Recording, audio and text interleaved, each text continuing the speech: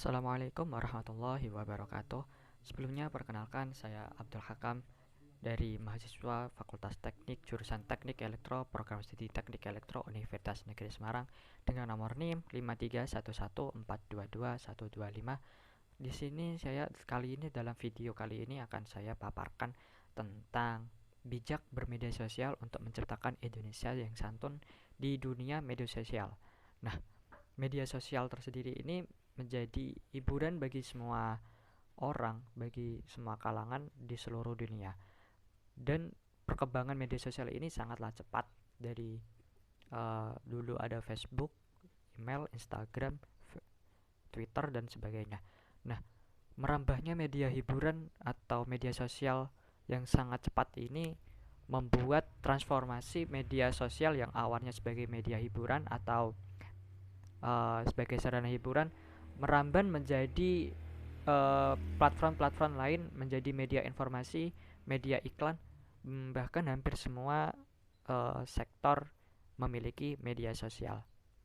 Nah, semua informasi-informasi yang kita dapatkan dari media sosial ini sangat cepat dan sangat bebas ya. Semua konten bisa diakses di media sosial dan sangat cepat transformasinya atau transformasinya. Nah, dengan maraknya media sosial yang membuat informasi sangat cepat ini membuat berita-berita bohong atau berita hoax juga tidak terkendali.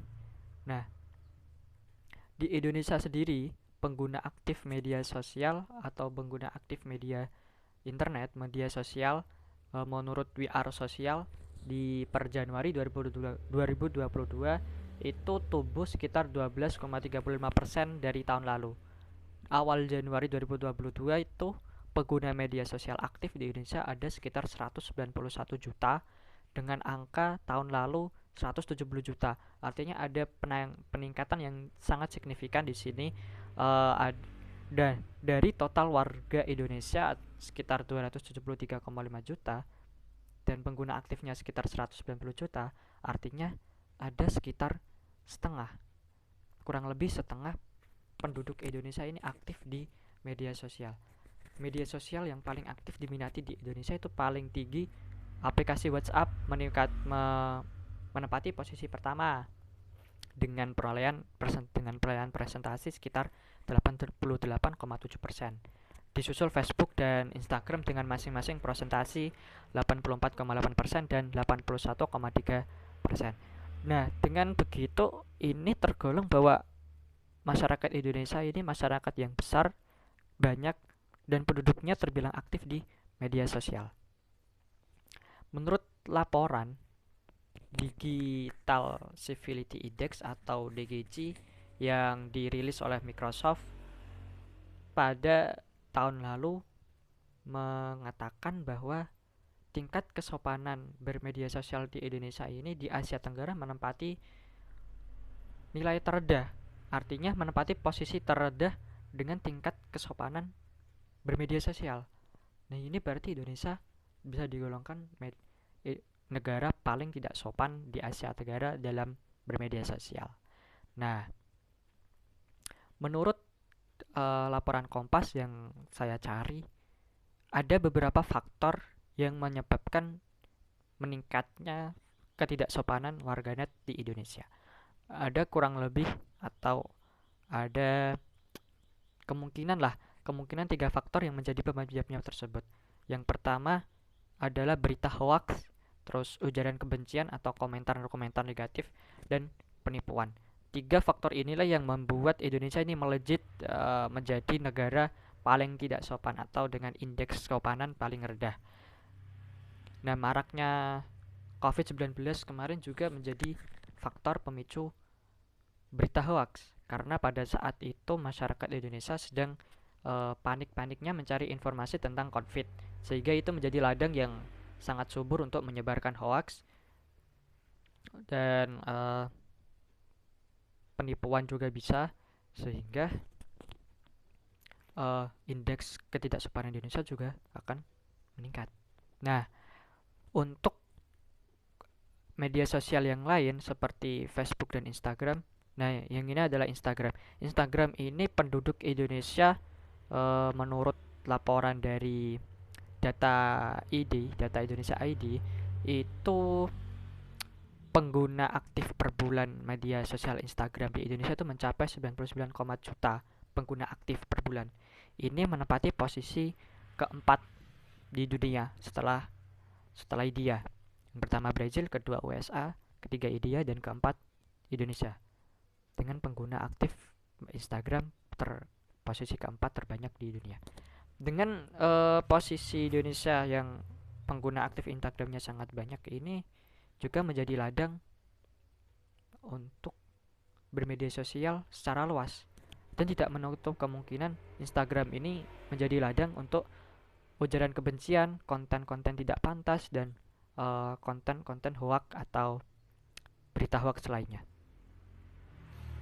Nah, ada beberapa penyebab-penyebab tersebut menurut guru besar Fakultas Hukum Universitas Padjadjaran, yaitu Profesor Dr. Ahmad Muhammad Ramli ini,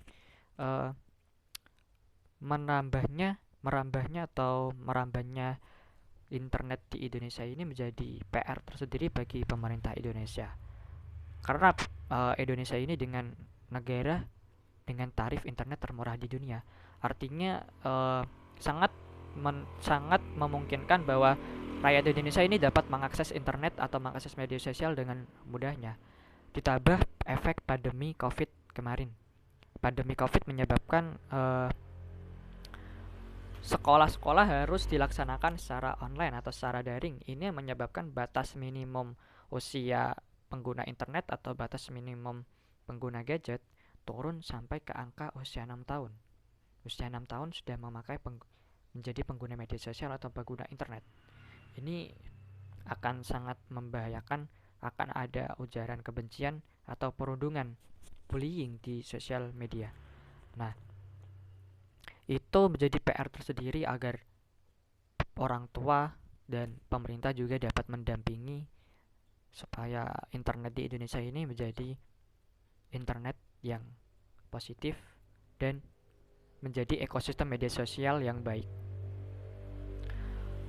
Ada beberapa hal yang bisa kita cegah atau kita lakukan supaya beretika di media sosial. Artinya ketika kita bermedia sosial harus tahu batasan-batasan beretika atau bersopan santun. Dengan merefleksikan diri merupakan salah satu sikap yang bisa diterapkan untuk mencegah maraknya komentar ujaran kebencian atau perundungan. Sehingga ketika ada konten tidak pantas, konten perundungan atau konten ujaran kebencian, kita tidak menanggapinya secara serius. Kita melaporkan kepada pihak berwajib, bukannya malah terprovokasi untuk saling berkomentar negatif, saling mengujar kebencian. Nah, ini juga penting untuk mengerti batasan-batasan etika ketika kita bermedia sosial. Meskipun bermedia sosial ini kita tidak bertemu secara langsung, tapi secara tidak langsung kita sudah berinteraksi dengan orang lain. Artinya kita tidak bisa mengerti perasaan orang lain ketika kita sebar ujaran kebencian, kita sebar komentar-komentar negatif. Sehingga dari sinilah kita harus menjaga diri dari batasan etika, tidak terpengaruh berita hoax, tidak terprovokasi dengan konten-konten tidak layak atau konten-konten hoax, konten ujaran kebencian, konten bullying dan sebagainya, sehingga kita bersama-sama bisa menciptakan Indonesia dengan internet positif dan ekosistem sosial di Indonesia yang lebih baik. Terima kasih. Sekian dari saya, dari Abdul Hakam, jurusan Teknik Elektro, Fakultas Teknik, Universitas Negeri Semarang. Wassalamualaikum warahmatullahi wabarakatuh.